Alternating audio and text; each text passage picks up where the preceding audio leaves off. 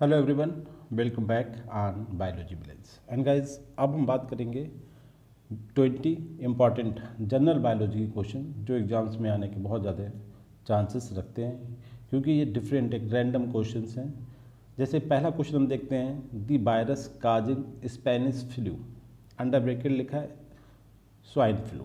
तो इसका रेफरेंस किससे होता है? आप जानते होंगे, जैसे आज कोरोना का टाइम चल रहा है, इसी तरीके से इससे एक सेकंड नंबर की कह सकते हैं, क्योंकि पहले इसी को माना जाता था, बहुत ज़्यादा लोग इसमें डेथ हुई थी, मगर कोरोना ने इसका भी रिकॉर्ड तोड़ दिया। तो स्पेनिश फ्लू एक जो था, ये 1918 या 1919 या 1920 तक ये चला था, 18 से लेके, और इसकी जो स्टार्ट हुई थी वो पिग से हुई थी, तो इसलिए इसे स्वाइन फ्लू भी कहते हैं, स्पेनिश फ्लू को। ठीक है।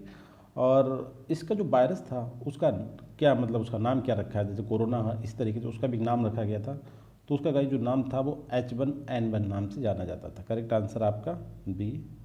एंड सेकंड क्वेश्चन में हम बात करते हैं, आंसर मैंने इसमें टिक कर दिया इस बार। एवियन फ्लुएंजा, देखिए दूसरा वो भी आपका फ्लुएंजा था, जैसे आपने सुना होगा ना, एवियन फ्लुएंजा, ये भी फ्लुएंजा था ऊपर वाला। इसका नाम था एवियन। एवियन का मतलब आप अगर जूलॉजी में देखते हैं ना, वर्टिब्रेट, तो एवीज मतलब बर्ड्स जो होते हैं उनसे। Avian influenza causes the infection by infection of virus named, उसका नाम क्या रखा था? तो एवियन फ्लुएंजा का नाम था H5N1, और जो स्वाइन फ्लू ये आपका स्पेनिश फ्लू था उसका नाम था H1N1। ये ध्यान रखना है, इसलिए मैंने दोनों क्वेश्चन को एक ही जगह पे ला के रख दिया। Avian influenza causes by the infection of virus, उस वायरस का नाम था H5N1। ठीक है। जो एवियन मतलब बर्ड्स वाला वो तो हाइयर, क्योंकि देखिए बर्ड्स क्या करते हैं, फ्लाई इन द स्काई। ठीक है, तो इसलिए उनका नंबर H5N1, जबकि आपका सिंपल सा जो स्वाइन फ्लू उसका H1N1। And now question number third. ये ऐसे क्वेश्चन है, अगर आपने ने एक बार देख लिया तो आपको हो सकता है एग्जाम में आप ठीक कर दे। यंग मम इफेक्ट इज, सिंपल सा, जो ग्लोबल वार्मिंग हो रही है इसकी वजह जो मैमल्स अफेक्टेड हो रहे हैं, बट स्पेशली जो रिसर्च यहाँ पे स्पेशली सीप, जैसे हिंदी में बोलते हैं भेड़, तो उसके साइज में रिडक्शन हो रहा है ड्यू टू ग्लोबल वार्मिंग। इसी इफेक्ट को हम बोलते हैं यंग मम इफेक्ट। ठीक है। जैसे आपने सुना होगा साइटोकाइनिन जो होता है हार्मोन, जो प्लांट हार्मोन होता है, वो हमारे जो प्रोसेस होती है क्लोरोसिस पे जो उसका इम्पैक्ट होता है, उसका जो इफेक्ट होता है, उसे हम रिचमंड लंग इफेक्ट बोलते हैं। ध्यान रखना है, प्लांट के अंदर साइटोकाइनिन का जो रोल होता है, साइटोकाइनिन जो हमारा प्लांट हार्मोन होता है, उसका जो रोल होता है क्लोरोसिस में, उसे कहा जाता है रिचमंड लंग इफेक्ट। ठीक है। सिम वैसी बातें होती है। यंग मम, दो साइंटिस्ट हैं, यंग मम इफेक्ट, ये जाना जाता है जो सीप के साइज में जो रिडक्शन हो रहा है due to the impact of global warming, उसे जाना जाता है यंग मम इफेक्ट। नाउ क्वेश्चन नंबर 4 में बात करते हैं, गोल्डन एंगल क्या है? What is golden angle? तो देखिए गोल्डन एंगल का तात्पर्य जो है वो सिंपल सी बात है कि जो हमारा प्लांट होता है, जिसे हम सूरजमुखी बोलते हैं या बॉटनी में बोले हेलेंथस एनस बोलते हैं, और फैमिली बिलोंग टू कंपोजिटी, जिसका दूसरा नाम एस्ट्रेसी भी होता है, उस फैमिली को बिलोंग करता है। तो उसके फ्लावर जो होते हैं, उसमें देखा आपने 3 कलर के 3 फ्लावर्स होते हैं, डिस्क फ्लोरेट, रे फ्लोरेट और न्यूट्रल फ्लोरेट। तो सिंपल सी मीनिंग है कि it is found in the sunflower which separate the floret of sunflower. जो उनके जो फ्लोरेट होते हैं ना, डिफरेंट टाइप के, यंग वाले बाहर की तरफ होंगे, वो सॉरी ड्राई आपके जो फ्लोरेट्स होते हैं ना, अभी मैंने कहा ना, डिस्क फ्लोरेट, रे फ्लोरेट और यूनिट आपके न्यूट्रल फ्लोरेट। इन फ्लोरेट को जो एक एंगल वाइज व्यवस्था होती है इनके अरेंजमेंट की, कि कौन सा सेंटर में होगा और कौन सा पेरिफेरी पे होगा, उस चीज़ के लिए जो एक डेवलप होता है उसे बोलते हैं गोल्डन एंगल। क्योंकि एक आयल क्राफ्ट है, तो आयल से रेफरेंस आता है गोल्डन का। ठीक है। और एंगल का मतलब उनकी एक स्पेशल व्यवस्था, जिसमें कि बाहर की तरफ ये वाले फ्लावर रहेंगे, इनसाइड ये वाले फ्लावर रहेंगे, that is known as golden angle. तो सिंपल सा मीनिंग समझ लें, सनफ्लावर में जो फ्लोरेट होते हैं उन्हें एक दूसरे से अलग करता है, उसे हम बोलते हैं गोल्डन एंगल।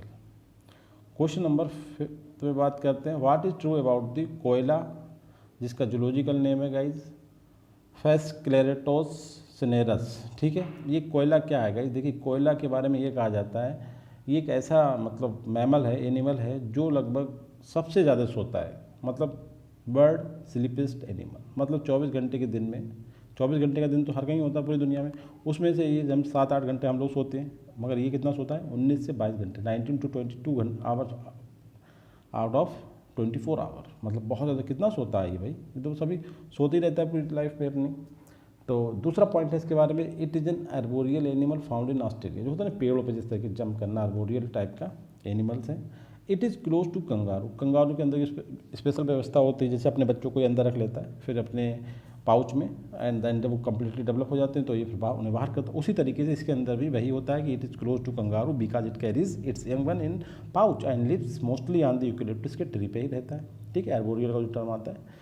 तो D information all of the वो ये तीनों स्टेटमेंट जो हैं आप इसके बारे में सही है।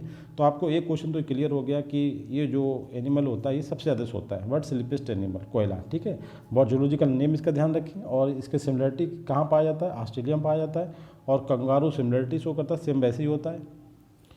क्वेश्चन नंबर 6 में बात करते हैं, in which are the following plant is sensitive to CO deficiency. देखिए बहुत इंपॉर्टेंट क्वेश्चन है, अपने आप में यूनिक टाइप है, क्योंकि इन क्वेश्चन का कोई वो नहीं है, शॉर्ट टर्म टाइप क्वेश्चन होते हैं। अगर आप इन्हें एक बार देख लेंगे तो इन फ्यूचर जब आप एग्जाम में देखें तो आसानी से सही कर सकते हैं। बस ये इंपॉर्टेंट चीज़ है इनके बारे में। CO आपने दोनों बहुत ज़्यादा इंपॉर्टेंट गैस होती है, कार्बन मोनोऑक्साइड, इसकी डेफिशिएंसी के लिए सेंसिटिव होते हैं। मतलब कभी इनकी ये एक पोल्यूटेंट है, और पोल्यूटेंट का मतलब होता है कि ये प्लांट को डैमेज करते हैं, बट ये प्लांट जो होता है, एक प्लांट इसमें ऐसा जो CO की डिफिशिएंसी जब एटमॉस्फेयर में हो जाती है उसके लिए सेंसिटिव, मतलब उसे एज ए इंडिकेटर कह सकते हैं। ठीक है, उसकी अब्सेंस को बताता है। जैसे आप लाइकेन कहते हैं कि SO2 इंडिकेटर होते हैं, ऐसे बहुत सारे प्लांट हमारे मिनरल्स के इंडिकेटर होते हैं जिन्हें बायो इंडिकेटर बोलते हैं। इस तरीके से प्लांट है जो कार्बन मोनोऑक्साइड की डिफिशिएंसी के लिए सेंसिटिव होता है। जब उसकी डिफिशिएंसी होती है तो वो हमें इंडिकेट कर देता है भाई देयर सेंसिटिविटी। तो वो प्लांट होता है स्वीट लुपिन, लुपिनस एंगस्टिफोलियम। कहने का मतलब ये एक टाइप का आइडिया ये हो रहा है, लेग्यूमिनस प्लांट होता है। ठीक है, करेक्ट आंसर आपका 6 का B।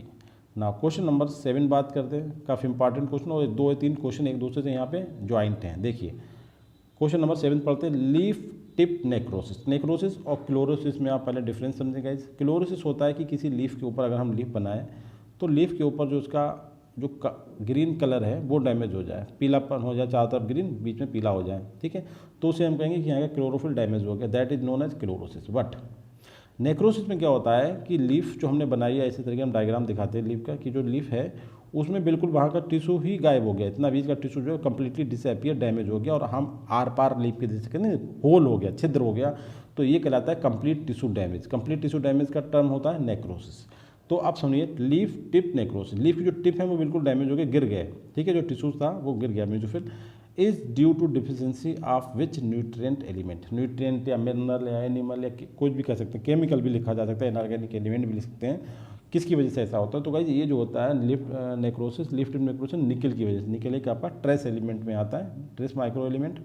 एंड क्वेश्चन नंबर 8 में बात करते हैं, in which are the following enzyme needs nickel for their catalytic action. आपने सुना होगा मिनरल जो होते हैं वो एज ए कोफैक्टर जो ऑर्गेनिक होते हैं, और जो कैटालिस्ट होते हैं वो आपके ये न्यूट्रिएंट्स होते हैं। तो कहने का मतलब बहुत सारे हमारे जो मिनरल्स हैं वो एज ए कैटालिटिक फंक्शन या catalytic action of various proteins molecule we can say that enzymes उनकी प्रॉपर एक्शन के लिए रिस्पॉन्सिबल होते हैं। तो आपको ये बताना है कि कौन सा एंजाइम निकल को एज ए कैटालिस्ट यूज करता है। ठीक है, निकल की प्रेजेंस उसकी एक्टिविटी को बढ़ा देती है, कहने का मतलब एज ए, तो इसमें से आपका एंजाइम है यूरिएज। देखिए इसे कैसे जोड़ सकते हैं आप, निकल की वो भी प्रेजेंस निकल की थी, ये भी प्रेजेंस निकल की है। ठीक है गाइस, तो निकल की प्रेजेंस की वजह से आपका जो यूरिएज एंजाइम होता है वो अपना काम सही से नहीं कर पाता अगर न्यूट्रिएंट निकल की डेफिशिएंसी हो जाती है। कहने का मतलब सिंपल, जो निकल होता है वो यूरिएज के लिए एज ए कोफैक्टर काम करता है।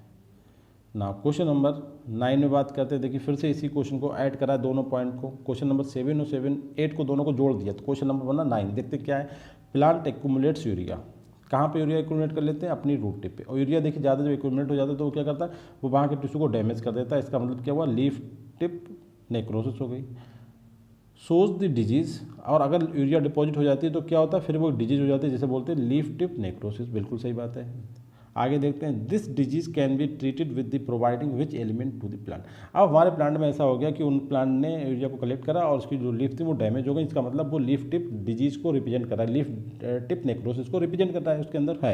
अब हमें उस प्लांट को इम्प्रूव करना है कि हम उसे कैसे करके ट्रीट करें, तो हमें कौन सा एलिमेंट अपने उसमें सप्लाई करना पड़ेगा। तो हम अपने सिंपल से क्या करेंगे, हम उसमें निकल सप्लाई करेंगे। निकल क्या करेगा, निकल जाके यूरियज की एक्टिविटी को बढ़ा देगा, और यूरियज जो होता है वो जो यूरिया डिपॉजिट है उसे डिकम्पोज कर देगा और प्लांट को लीफ टिप नेक्रोसिस से बचा लेगा। तो सिंपल सी बात है, यूरिया डिपॉजिट से लीफ टिप नेक्रोसिस हुआ है, इसलिए हमें निकल सप्लाई करना है। निकल सप्लाई करेंगे तो यूरिया जो एंजाइम है वो एक्टिवेट हो जाएगा और वो यूरिया डिपॉजिट यूरिया को डिकम्पोज कर देगा। ठीक है, इस तरीके से हम प्लांट को अपनी लीफ टिप नेक्रोसिस से बचा सकते हैं।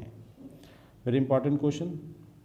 नाउ क्वेश्चन नंबर 10 में बात करते हैं, in which are the following plant need silicon to complete their life cycle. देखिए बहुत ही इंपॉर्टेंट पॉइंट, अगर आपने सही से पढ़ा है बॉटनी कभी, टेरिडोफाइट प्लांट आपने पढ़े होंगे, उसमें ग्रुप है फिलिकोफाइटा, जिससे आपने देखा होगा कि जंगल में आग लग जाती है, सिंपल सी हिंदी में बोलें तो, या फॉरेस्ट फायर। तो आपको ये लगता होगा कि जो टूरिस्ट होते हैं वो जाते हैं, वो कोई अपनी अपनी जो उनकी सिगरेट स्मोकिंग करते हैं वो डाल देते हैं, उसकी वजह से आग लग जाती है। गाइस वो भी एक फैक्टर है, आपको पता है, वो भी फैक्टर है, ऐसा नहीं कि उसकी वजह से चांसेस नहीं होता है। बट रियल में प्लांट के अंदर जब बहुत तेज़ हवाएं चलती है तो उनके अंदर एवरेशन होता है, उनके जो स्टेम होते हैं एक दूसरे से रगड़ जाते हैं, उससे भी आग लग जाती है। अब आप कहेंगे कि जो आग सेलुलोज का बना हुआ स्टेम है, क्योंकि प्लांट में तो सेलुलोज है, उससे कैसे आग लग जाती है? तो गाइस जो आपका इकोसिस्टम होता है, तो ये क्या होते हैं, फॉरेस्ट फायर में नीचे की तरफ पाए जाते हैं। मतलब आज के टाइम में जो टेरिडोफाइट होते हैं ये फॉरेस्ट ड्यूलिंग प्लांट कहलाते हैं। फॉरेस्ट ड्यूलिंग का मतलब क्या होता है, ये फॉरेस्ट की तल में पाए जाते हैं। तलहटी मतलब जो किसी अगर हम फॉरेस्ट एरिया में जाएँ तो उसकी जो फ्लोर एरिया होता है उस पर आज जो टेरिडोफाइट प्लांट पाए जाते हैं। और इकोसिस्टम क्या है, टेरिडोफाइट है। और टेरिडोफाइट में जो फिलिकोफाइटाज होते हैं उनके अंदर क्या पाया जाता है, उनके स्टेम में सिलिका पाया जाता है, और वो सिलिका के रगड़ से एक दूसरे से आग लग जाती है, तो उसे कहते हैं फॉरेस्ट फायर। तो सिंपल सा क्वेश्चन में पूछा गया है कि इनमें following plant needs silicon to complete their life cycle, तो answer will be ecosystem. Ecosystem क्या है, टेरिडोफाइट से, ध्यान रखना, very important question. And now question number 11 में हम बात करते हैं what is true about the micro propagation. देखिए माइक्रो प्रोपेगेशन जो है प्लांट बायोटेक्नोलॉजी, जो कि बॉटनी में एक स्पेशलाइजेशन होता है ब्रांच में, जब पीएचडी करते हैं, कोई जेनेटिक्स में करता है, कोई प्लांट बायोकेमिस्ट्री में करता है, कोई मॉलिक्यूलर बायोलॉजी में करता है, ठीक है। तो इसी तरीके से प्लांट बायोटेक्नोलॉजी में एक टेक्निक स्टडी करी जाती है माइक्रो प्रोपेगेशन, जिसमें सिंपल सा क्या करा जाता है, बड़ी लैबोरेटरीज में हम टेस्ट ट्यूब के अंदर प्लांट के किसी भी पार्ट से पूरे कंप्लीट प्लांट का फॉर्मेशन कर सकते हैं। उस टेक्निक को हम बोलते हैं टिश्यू कल्चर या माइक्रो प्रोपेगेशन या मार्फोजेनेसिस के नाम से जाना जाता है। तो उसमें माइक्रो प्रोपेगेशन का सिंपल सा मीनिंग होता है कि हम एक कम टाइम में कम जगह में बहुत सारे प्लांट का फॉर्मेशन कर सकते हैं, और स्पेशली उन प्लांट की टेक्निक यूज करी जाती है जो नॉर्मल जो वेजिटेटिव रिप्रोडक्शन नहीं कर सकते, या जिनके अंदर सीड तो बनते हैं मगर वो लिविंग नहीं रह पाते, मतलब उनकी डेथ हो जाती है, मतलब कंप्लीट सीड नहीं, कंप्लीट सीड का मतलब उनके अंदर वाइबिलिटी बहुत कम होती है, मतलब बहुत जल्दी वो डैमेज हो जाते हैं। तो उन ऐसे प्लांट के लिए टेक्निक है माइक्रो प्रोपेगेशन, ठीक है। अब इसका मीनिंग देख लेते हैं। It is considered as technique of multiple production of plant in vitro. In vitro का मतलब होता है टेस्ट ट्यूब के अंदर मल्टीपल प्रोडक्शन, बहुत सारे एक, ठीक है। It is use to plant that do not produce seed, बिल्कुल सही बात, उन प्लांट के लिए यूज करी जाती है जो अपने आप से सीड नहीं बना सकते। इसके अलावा it is use for plant that do not respond to normal vegetative reproduction. जैसे बहुत सारे प्लांट होते हैं ना, तो उनमें हम क्या करते हैं, उनका पार्ट लगा देते हैं सॉइल में तो नया प्लांट बन जाता है, मगर जो नॉर्मल वेजिटेटिव रिप्रोडक्शन नहीं कर पाते प्लांट, उनके लिए भी मेथड यूज करी जाती है, बिल्कुल सही है गाइस। एंड दिस स्टेटमेंट है it is use to produce disease free plant, disease free plant in multiple numbers, and cloning of the plant के लिए भी यूज करी जाती है, और इसके थ्रू डिजीज फ्री प्लांट भी हम प्रोड्यूस कर सकते हैं। कैसे करके, देखिए हम प्लांट के उस पार्ट से नया प्लांट बनाएं जिस प्लांट में वैस्कुलर टिश्यू प्रेजेंट ना हो, और जो वायरस वगैरह जो इन्फेक्शन करते हैं गाइस वो जाते हैं वैस्कुलर टिश्यूज के थ्रू प्लांट के अंदर, और वैस्कुलर टिश्यू से उन्हें निकालना बहुत मुश्किल होता है, ठीक है। तो उस कंडीशन में क्या करते हैं, प्लांट के एक ऐसे पार्ट को लेते हैं जहाँ पर वैस्कुलर सप्लाई ना हो, उस प्लांट से फिर हम एक न्यू प्लांट बनाते हैं। तो इससे क्या होता है कि जो प्लांट होता है बिल्कुल मतलब डिजीज फ्री होता है। तो ये टेक्निक डिजीज फ्री प्लांट के प्रोडक्शन में भी हेल्पफुल होती है। सो गाइस करेक्ट आंसर आपका होता है, सभी ऑप्शन ही ठीक है, एक मतलब करेक्ट इन्फॉर्मेशन है आपके पास माइक्रो प्रोपेगेशन की। अब देखिए नाम क्या है, टामीफ्लू। टामीफ्लू कोई फ्लू नहीं है बल्कि एक मेडिसिन का नाम है, एक दवाई का नाम है। अब वो दवाई किस काम में आती थी, एंटीबायोटिक, दर्द निवारक, या एंटीबैक्टीरियल, एंटी फंगल या एंटीवायरल। टामीफ्लू देखिए फ्लू वायरल है, तो उसी के लिए जो ये एक मेडिसिन का नाम है ये, ठीक है, तो उसका नाम है एंटीवायरल मेडिसिन है ये। कुल मिला के ये बताना है कि जो वायरल के ट्रीटमेंट में काम आएगी। नाउ क्वेश्चन नंबर 13 में देखते हैं, बड़ा इंपॉर्टेंट और अजीबोगरीब क्वेश्चन है गाइस जी। In which are the following one naturally found in our hair. हमारे जो बाल होते हैं उनमें कौन सा मतलब केमिकल पाया जाता है इनमें से, तो हमारे बालों में गाइस पाया जाता है हाइड्रोजन परऑक्साइड। ध्यान रखना है, उसी वजह से जो है हमारे बाल हल्के एक टाइम के साथ गिरे हो जाते हैं। नाउ क्वेश्चन नंबर 14 में बात करते हैं which test is use to detect the linkage. देखिए लिंकेज एंड जेनेटिक रिकॉम्बिनेशन दो ऐसे मतलब प्रोसेस हैं, दो ऐसे पॉइंट्स हैं हमारे जेनेटिक्स में, जो मेंडल के जो रूल्स हैं, जो उनका जो रूल है थर्ड वाला लॉ ऑफ इंडिपेंडेंट असॉर्टमेंट, उस रूल को या उस रूल के तहत इन दोनों प्रोसेस को एक्सप्लेन नहीं किया जाता। मतलब these are two exception of Mendel law, genetic recombination and linkage. Okay, अब कह रहा है कि विच कौन से टेस्ट के थ्रू लिंकेज जो होती है ना उसे हम डिटेक्ट कर सकते हैं। तो हम बायोस्टैटिक्स में एक टेस्ट होता है जिसे हम बोलते हैं ची स्क्वायर टेस्ट, या इस तरीके से हम रिप्रेजेंट करते हैं एक्स स्क्वायर। इस टेस्ट के थ्रू हम लिंकेज को डिटेक्ट कर सकते हैं किसी पॉपुलेशन में, किसी इंडिविजुअल्स में, उसके जेनेटिक कॉम्पोजिशन। ना क्वेश्चन नंबर 15 में देखते हैं विच न्यूट्रिएंट में पार्सली सब्सटीट्यूट टू मॉलिब्डेनम। देखिए एक सिंपल, देखिए जो हमारे नाइट्रोजन फिक्सेशन एंजाइम्स हैं उनमें मॉलिब्डेनम एज ए कोफैक्टर का काम करता है, ठीक है। अब होता क्या है कि क्या कोई दूसरा एलिमेंट ऐसा है या न्यूट्रिएंट ऐसा है जो मॉलिब्डेनम को सब्सटीट्यूट कर सके, कहने का मतलब वो वही काम कर सके जो मॉलिब्डेनम दूसरे नाइट्रोजन फिक्सेसिंग एंजाइम के लिए करता है। जब माइक्रो ऑर्गेनिज्म, बैक्टीरिया, बिलुग्रिन एल्गी, इनमें जब नाइट्रोजन फिक्सेशन होता है तो जो एंजाइम्स यूज होते हैं उनमें molybdenum as a cofactor use होता है। तो मॉलिब्डेनम को सब्सटीट्यूट केवल कौन कर सकता है?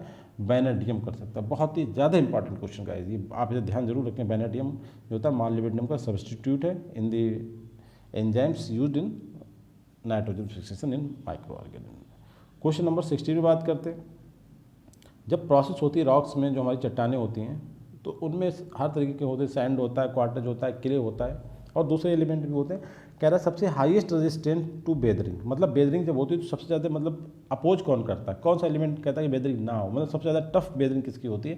तो वो क्वार्टज की होती है। ध्यान रखना है, इंपॉर्टेंट चीज़ें हैं ना। Question number 17, precursor of biosynthesis of lignin. देखिए लिग्निन और सोबरिन दो केमिकल हो, हमने इससे पहले बता चुके हैं। लिग्निन होता है और एक सोबरिन होता है।